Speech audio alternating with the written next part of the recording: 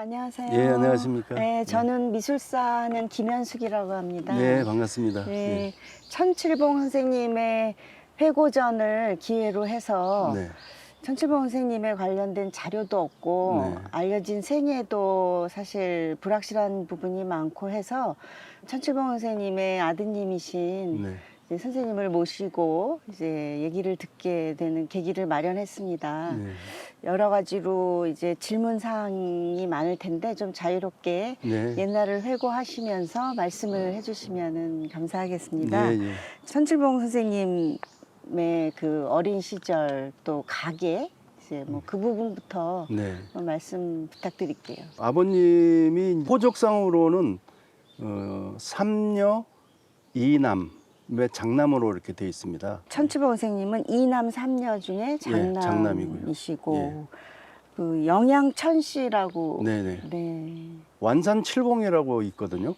시가지 완산. 중심에. 네. 예, 거기 네. 이름을 따서 아. 칠봉이라고 이름을 짓지 않았느냐 이렇게 생각돼요. 네, 이름이 좀 특이해서 네. 저희도 칠봉이라는 게 그 칠봉산하고 관련이 있구나 예, 예. 싶었는데 예. 맞나 보네요. 그 전주 중심의 칠봉산 완산칠봉이니까 네. 거기서 이름을 졌다라고 생각됩니다. 천칠봉 선생님이 전주 고등보통학교를 졸업하셨잖아요. 네네. 어려서부터 그림이나 뭐 예능 쪽에 재능이 많으셨는지.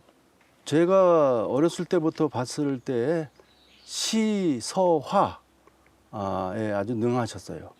글도 잘 쓰셨어요. 예, 그 전각도 좀 하시고 그래서 그림보다도 네. 글씨 받으러 오는 사람들이 꽤 많았습니다. 전주의 출신들이 서울에 와서 생활이 어려운 사람들은 글씨를 많이 받아갔죠. 사군자도 한 번씩 받아가기도 하고. 그래서 그러면 그걸 가지고 이제 팔아서 생활에 썼다 이렇게 얘기를.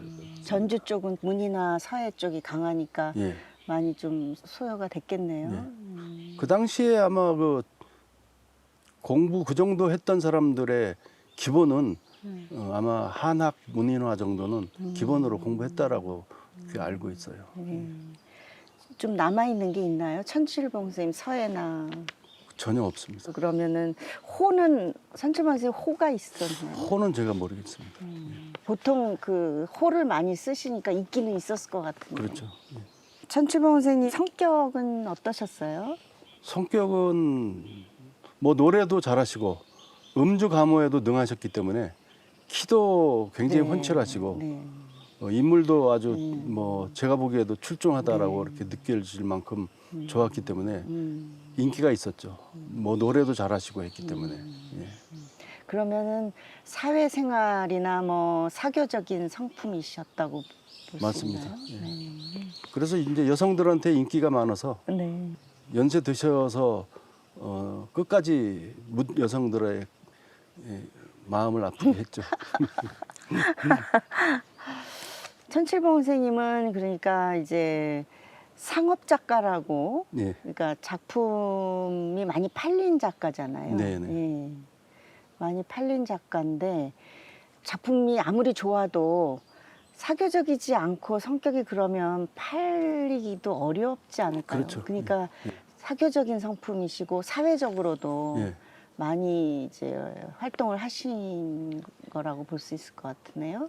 전주에서 올라와서 당시에 그 모고회라는 네. 예, 70년대 80년대에 그 우리나라의 그 구상 계열의 가장 그 저 인기 있었던 실력 있는 작가들이 그 모인 집단이 이제 모고회라는 단체인데 거기서 사무국장을 하시고 할 정도면은 그 아마 그 리더십도 있었고 사교적이지 않았겠나 이렇게 생각이 돼요. 네. 예.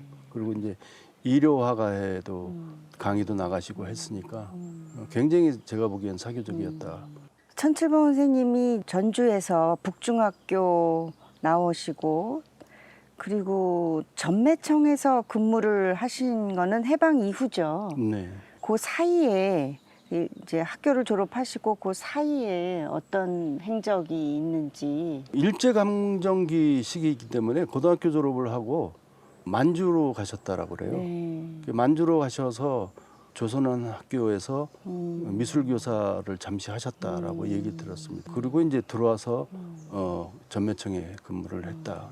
전매청에 근무하시면서 그 계속 그 기회를 이제 노리신 것 같아요. 동광미술연구소라는 데에 그 같이 활동하고 전매청에 계시면서 아마 그 미술인들에게 도움을 많이 줬다라고 그렇게 얘기를 들었습니다. 그래서 50년대 중반에 그 서울로 상당히 자주 왔다 갔다 했다라고 그렇게 알고 있습니다. 네. 그러면 이 동광미술연구소에서 그림을 좀 배우시기도 하셨나 그렇죠. 보네요. 예, 아무래도 뭐 그때 당시에 김영창 선생님이라든가 또 그 동광미술연구회를 만들고 했던 분들, 뭐 일본에서 미술대학에 그 공부를 했던 사람들이 이제 있었을 테니까 그분들에게 네. 조금은 지도가 있지 않았겠느냐 생각됩니다. 네. 전주의 그 신상회에서도 잠시 네. 같이 활동을 하시고 네, 네. 그러신 거 예. 보면 이제 작품 활동을 본격적으로 한 거는 50년대부터라고 볼 수 있겠네요. 네. 예. 전주 시절에는 이제 선생님이 너무 어리셨고, 그러니까 54년에 태어나셨으니까 예, 저는 뭐 잘 모르실 거고, 네. 그럼 선생님께서는 아버님이 작품을 직접 제작하고 이런 걸 보게 된 때는 서울 시절부터인가요? 그렇죠. 서울에서 예.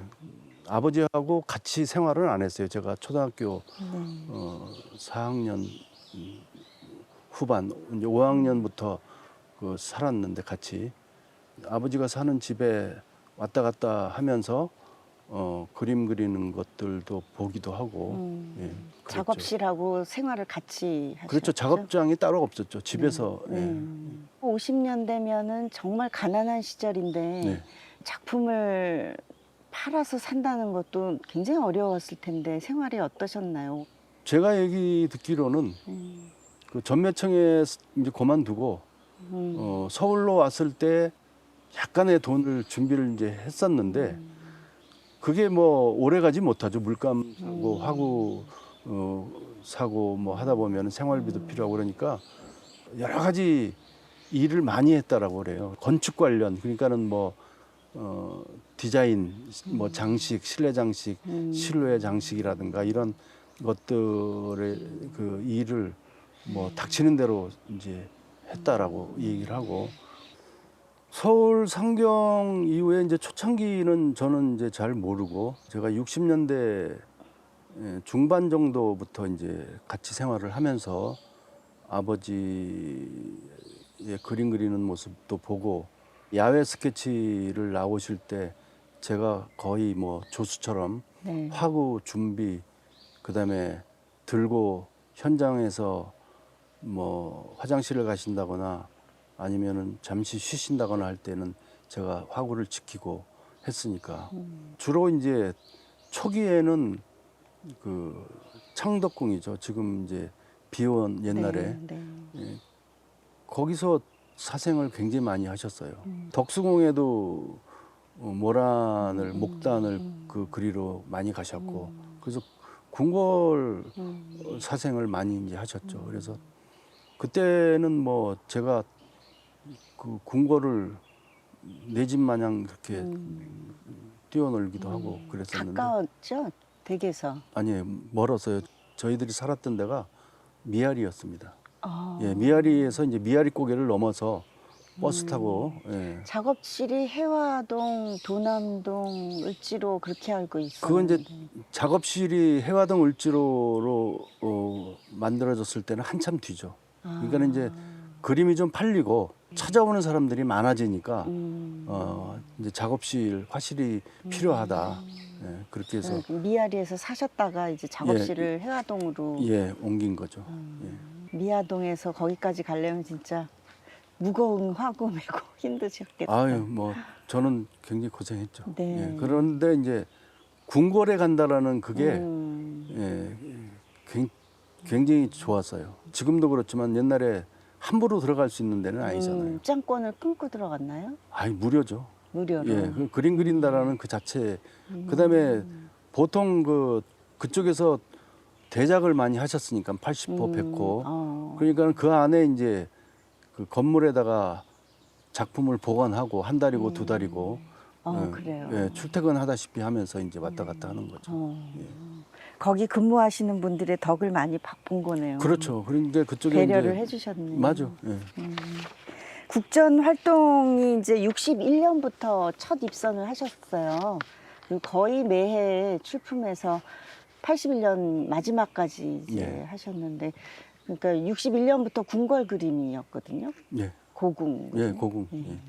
그러니까 뭐 그 65년이면 이제 아버님도 국전에서 꽤 유명하실 때부터 이제 따라다니신 거예요. 네, 네. 궁궐에서 작품이 추운 겨울에는 못 하니까 봄부터 이제 가을까지 예, 주로 이제 그 여름 봄부터 가을까지라도 그 녹음이 우거진 그런 그 풍경이 주로 많이 있는데 그래서 그렇군요. 예, 그래서 그 누구보다도 녹색의 깊이와 뭐 스펙트럼이 있다라고 저는 생각이 듭니다. 네. 그 당시에 이제 소위 비원파라고 해서 네. 주로 고궁을 가서 이제 현장에서 그리신 분들이 이제 많으신데, 꼭 비원파로 얘기 안 되는 작가들도 많이 그리셨더라고요. 나중에 이제 비원파라고 이제 얘기가 됐는데 아버지와 저 세대의 중간쯤 되는 분들이 중고등학교 시절부터 미술반 할 때 네. 이제 고궁에서 그 단체로 이제 와서 그림을 그리면서 그 비원파의 작가들이 현장에서 작품하는 것들을 보고 상당히 감명 깊게 자기네들도 열심히 그림을 그렸다, 그런 얘기를 굉장히 많이 들었어요.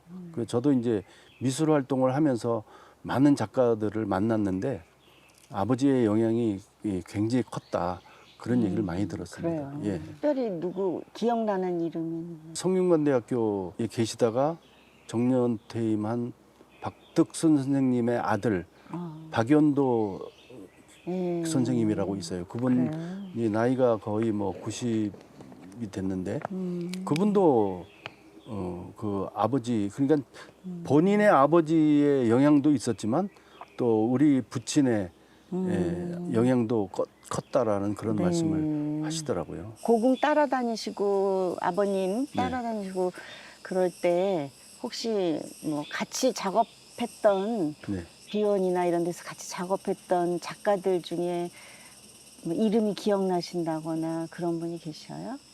예, 제가 만났던 작가들이 지금 손흥성 선생님, 그 전주에서 학교 다녔을 때 은사님이었던 김영창 선생님, 그다음에 아까 말씀드렸던 대로 이제 박득순 선생님, 뭐 장리석 선생님, 그다음에 제주도로 내려간 변시지. 변시 선생님, 그다음에 뭐 박광진, 뭐 그런 분들이 제가 기억이 많이 납니다. 예. 이분들이 다 그 고궁에서 작품을 그리셨어요. 많이 하셨죠. 김영창 선생님도 하셨어요. 김영창 선생님은 가끔 오셨습니다. 예, 자주 사생 안 하시고 그분은 아주 소품으로 이제 하셨고. 예.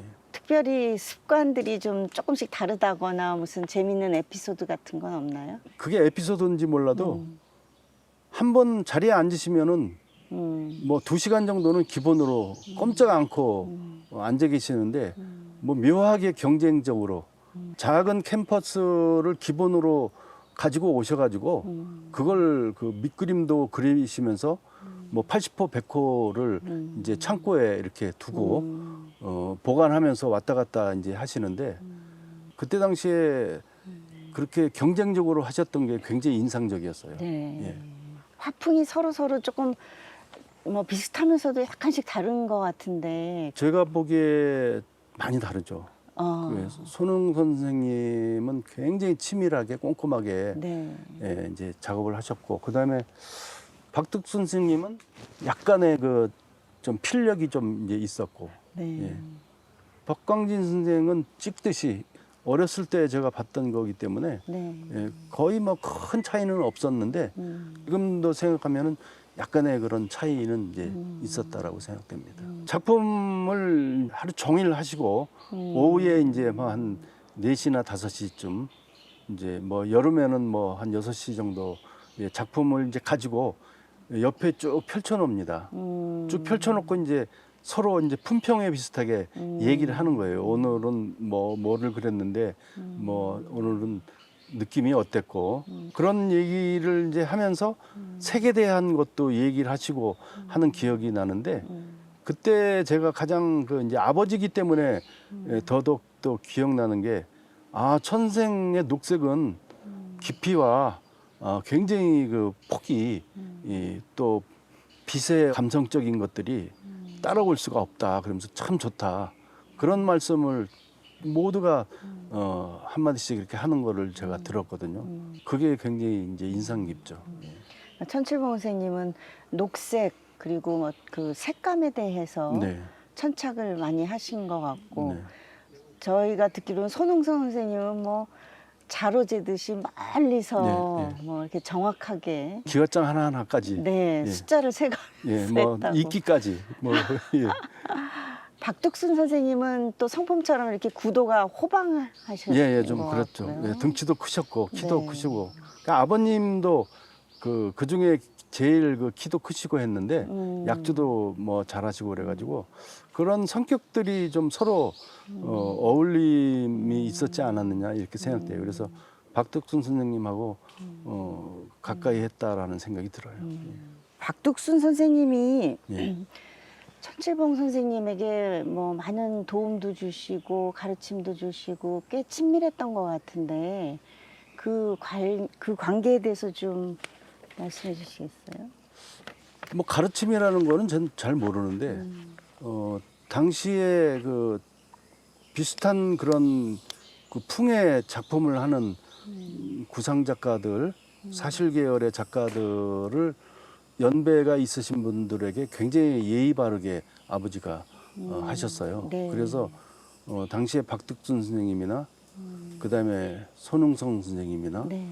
예, 그런 분들한테 굉장히 깍듯하게 예의도 갖추고 그랬죠. 그래서 그 아무래도 이제 박덕순 선생님은 좀 성격이 이제 활발하시고 그리고 이제 그분이 그 북에서 넘어오셔가지고 나름대로 이제 활동을 하면서 그 성격적으로도 아마 그 후배들을 많이 챙기지 않았나. 예, 그래서 아버님도 많이 따르고 또 서로 교류가 많았다라는 그런 생각이 들어요.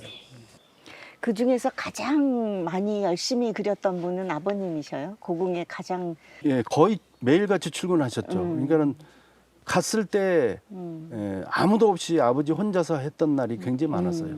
예.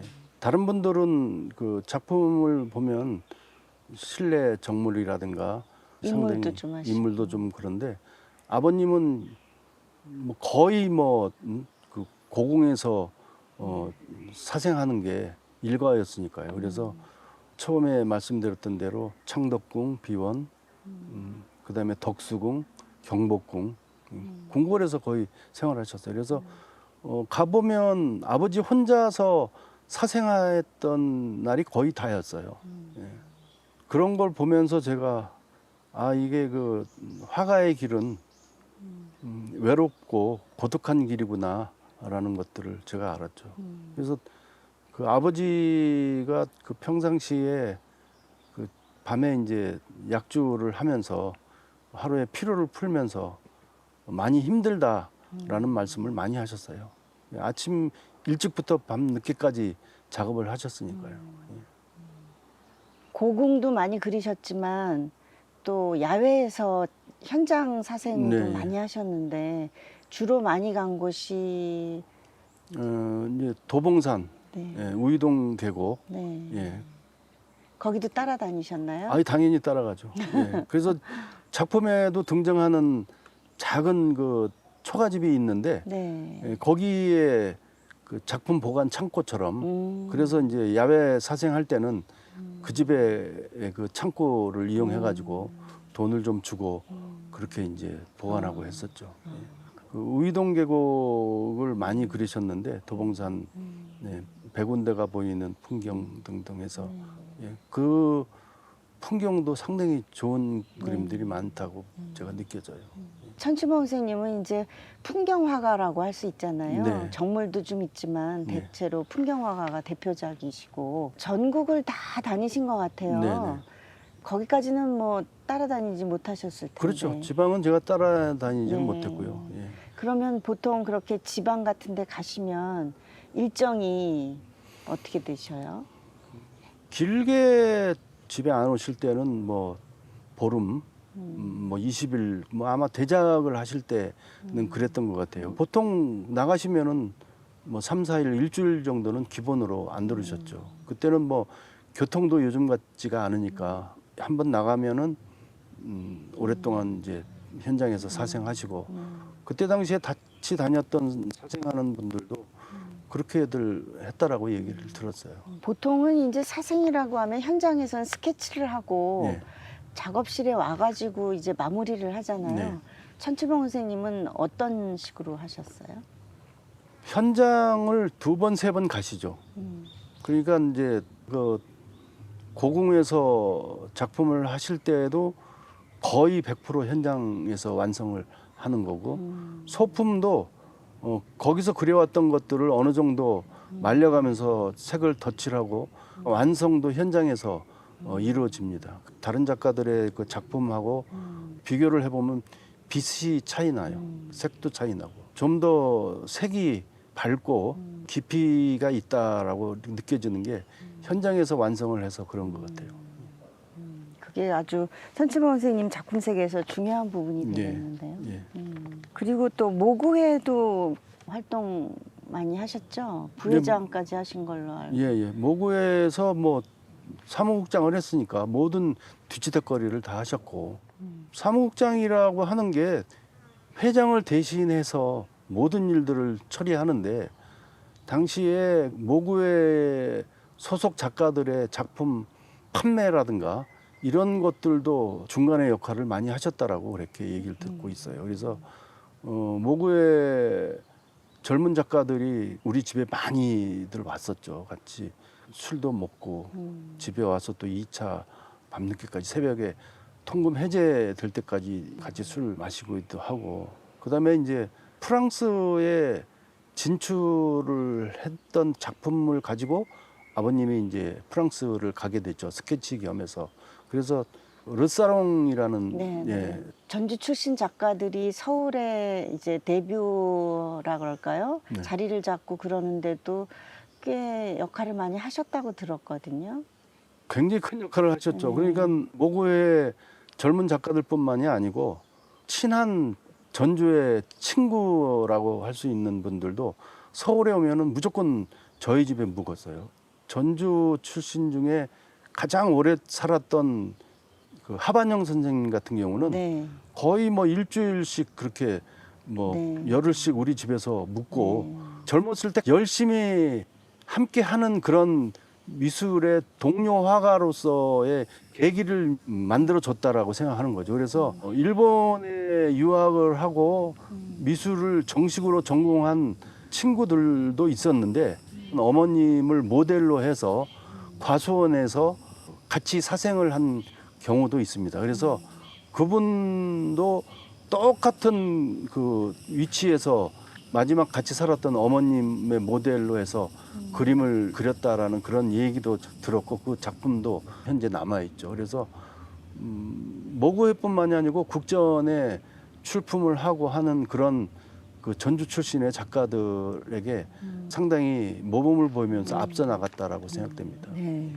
그러니까 대부분은 이제 뭐 동경에 유학 갔다가 온 작가들이잖아요. 네네. 근데 먼저 이제 국전에서 네. 인정을 받고 그런 케이스네요. 네, 그렇죠. 그러니까는 이제 아버지 또래나 전후로 국전에 연달아서 뭐 5, 6회 입선을 하고 계속 그 사회 특선을 하고 추천 작가, 초대 작가가 된 사람이 없는 걸로 제가 그러게 알고 있어요. 말이에요. 그래서 그런 모범적인 활동을 했기 때문에 전주 출신의 많은 사람들이 본보기가 된 거죠.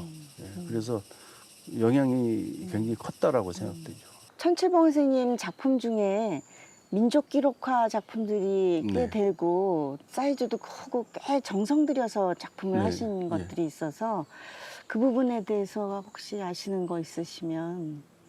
작고 하셨는데 우리나라 정치사의 2인자라고 하는 김종필 네. 국무총리도 하시고 그랬죠. 네네. 그분이 그 모구회의 후원을 굉장히 많이 네, 그렇죠. 하시고 그다음에 일요화가회에서도 사생에도 많이 참여하시고 그분의 그 작품 솜씨가 뛰어나죠. 네. 예. 근데 그분이 이제 그 당시에 미술 하는 사람들 후원도 많이 하면서 우리나라의 산업화 과정을 미술 작품으로 남기는 게 좋겠다라는 그런 그 생각을 주변 사람들하고 나눈 것 같아요. 그래서 당시에 제일 인기 있는 작가들을 선정해서 구상, 추상 가리지 않고 민족 기록화 작업을 시작하지 않았나. 이제 제가 알기로는 그렇게 알고 있는데, 그래서 일본의 미술 전문 화구인 이제 캔바스 홀바인 아사천과 이런 화구를 직접 수입을 합니다. 김종필 선생. 예, 그 정부에서. 그래서 민족 기록화 하는 사람들에게 나눠주는 거죠. 나눠주는 거예요. 근데 이제 왜 그럴 수밖에 없었느냐면 보통 그 작품의 규격이 300호는 기본이거든요. 대작인데 그 대작의 틀이라고 하죠. 왁구라고 하는데 그것을 한국에서 생산이 안 됐어요. 그것도 일본에서 직수입을 하고 그 큰 그 아사천을 수입을 해서 분배를 합니다. 그러니까 제가 그 아버지 심부름으로 해서 지금 이제 없어졌는데 중앙청이죠.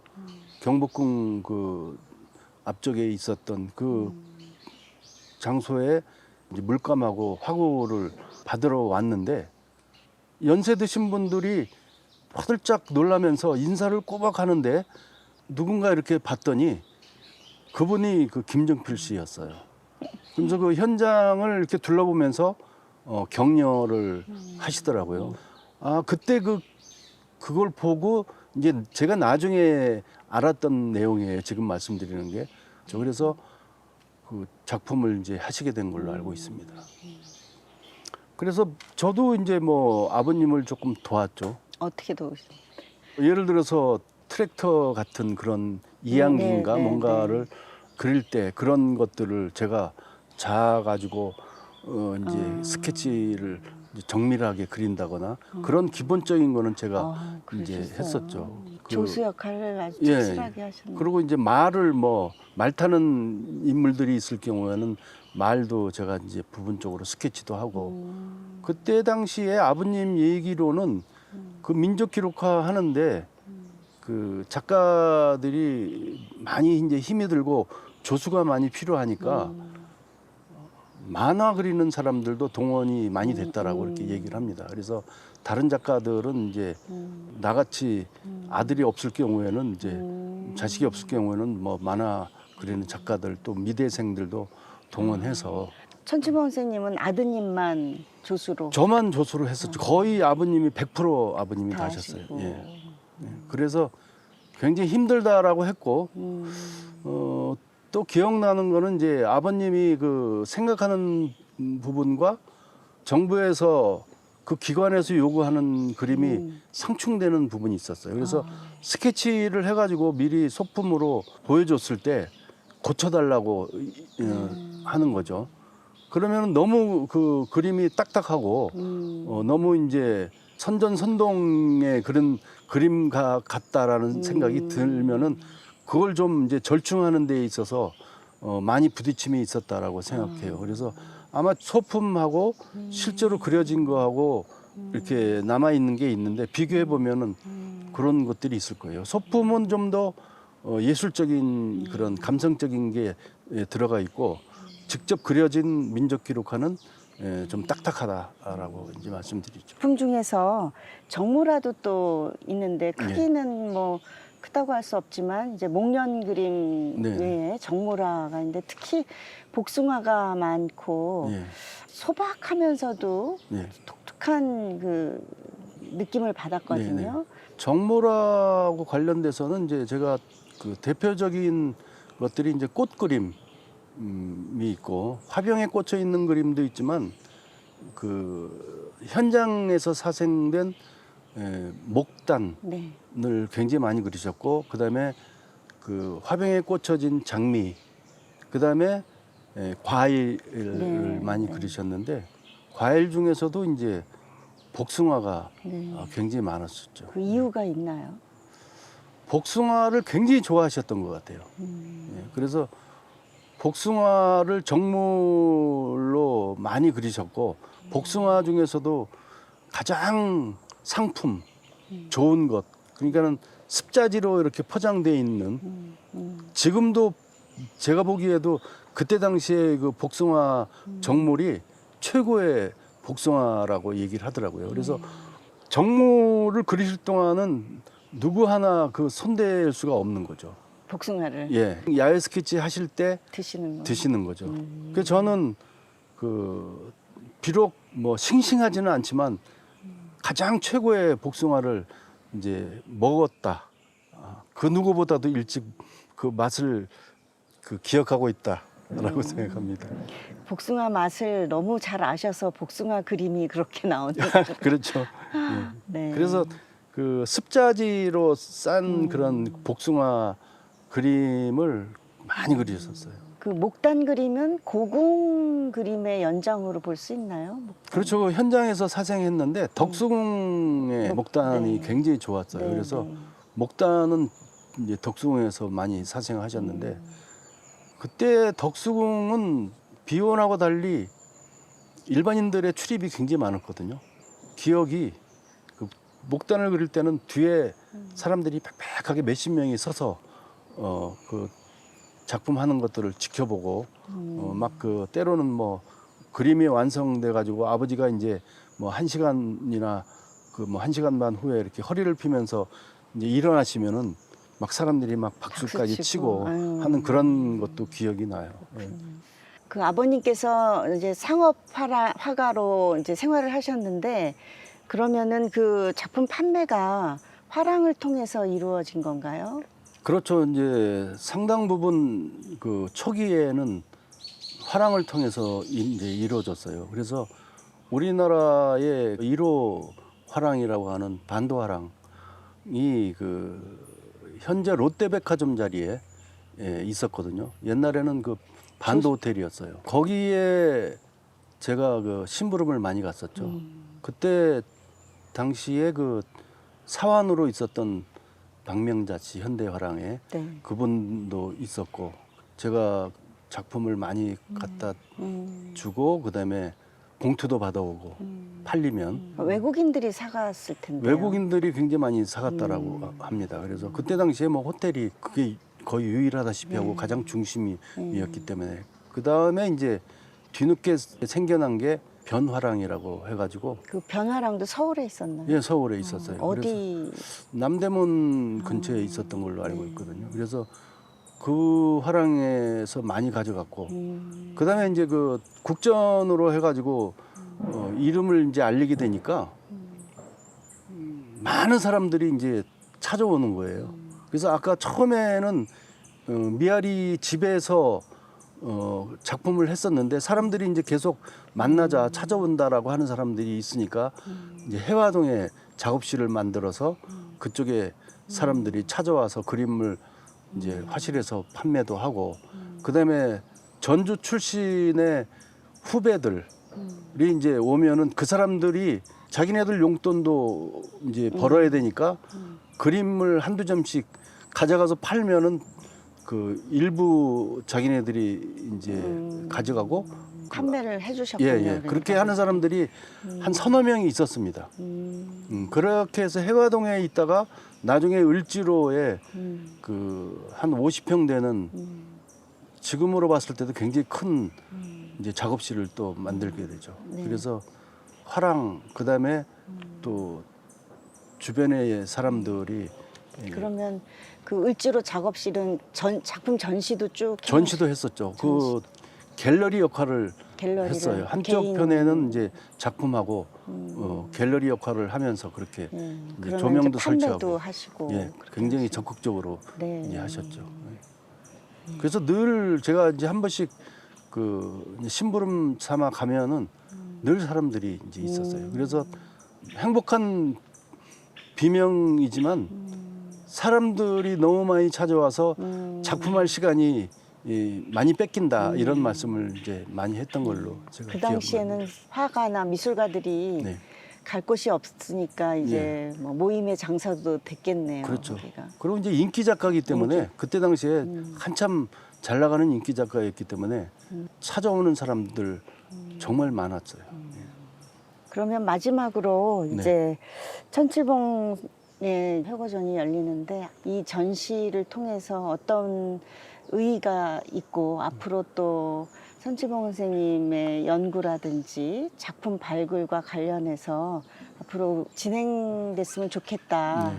하시는 말씀이 있으면 한마디 해주시죠. 아버님이 돌아가시고 몇 년 정도는 이제 언론이라든가 또 뭐 여러 가지 이제 기관에서 회고전의 얘기가 있었어요. 그런데 그 이후로 미술 우리나라의 그 모든 그런 방향이 바뀌죠.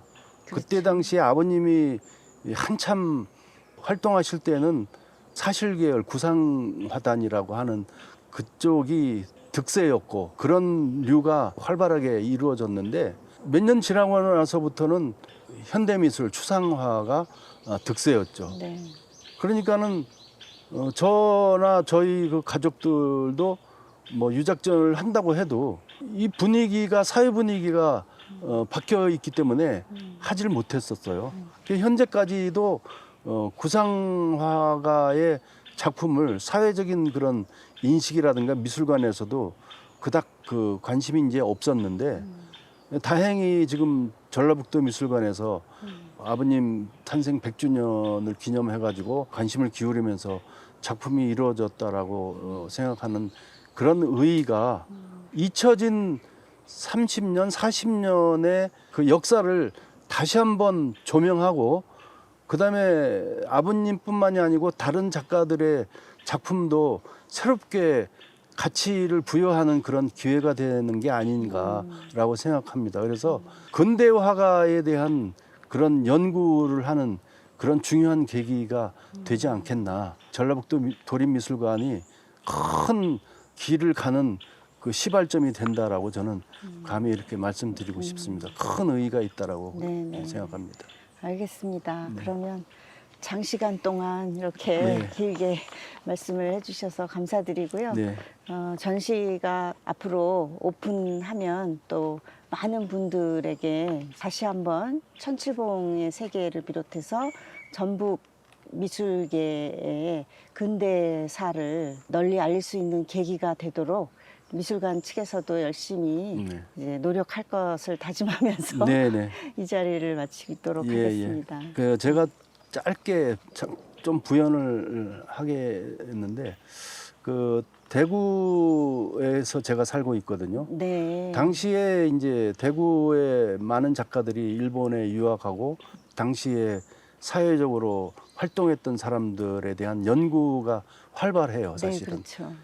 근데 이제 전라북도 특히 이제 전주에서는 그러한 그 연구라든가 뭐 전시 이런 것들이 네. 상당히 부족했는데 이번 기회에 좀 더 향토 작가, 지역 작가들을 한번 아우르는 좋은 기회가 됐으면 좋겠다라는 네. 그런 바람을 가져봅니다. 네, 네. 예. 오늘 뭐 감사합니다. 좋은 말씀 나눠서 감사합니다. 네, 네, 예. 감사합니다. 예, 감사합니다.